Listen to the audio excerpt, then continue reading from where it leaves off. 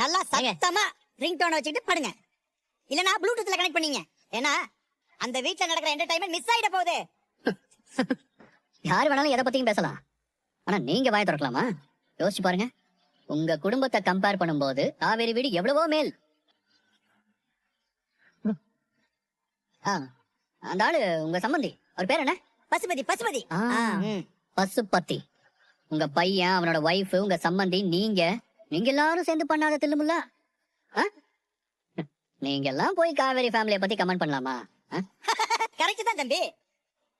ஆனா என் மக வாழ்க்கையில எவ்வளவு பிரச்சனை நடக்கிறதுக்கு ஓ பொண்டாட்டி தானே காரணம். அந்த பொண்ணு கல்யாணம் பண்ணிட்டு இந்த வீட்டுக்கு வரலன்னா நாங்க ஏன் பசுபதியை பாத்துக்க போறோம்? ஓ பொண்டாட்டி காவேரிய பழிவாங்க என் மக வாழ்க்கையை அந்த பசுபதி அழிச்சிட்டான். நியாயமா பார்த்தா என் பையன் வாழ்க்கை நாசமா போனதுக்கு ஓ பொண்டாட்டியை தான் காரணம் சொல்லணும். அத மறந்துடாத.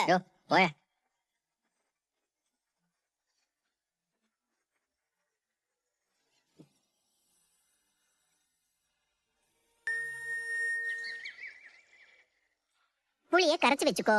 புளி தண்ணிய ஊத்திட்டு மிளகாத்தூளை போட்டு நல்லா சுண்ட வச்சிரு. குழம்பு ரெடி. சரிம்மா, நான் பண்ணிடுறேன். இந்த பூண்டு குழம்பு எப்படி வைக்கணுங்கிறத நான் உனக்கு 100 முறையாவது சொல்லி கொடுத்திருப்பேன். இருந்தாலும் என்ன செய்யணும்னு என்ன கேட்டு தான் செய்யறேன்.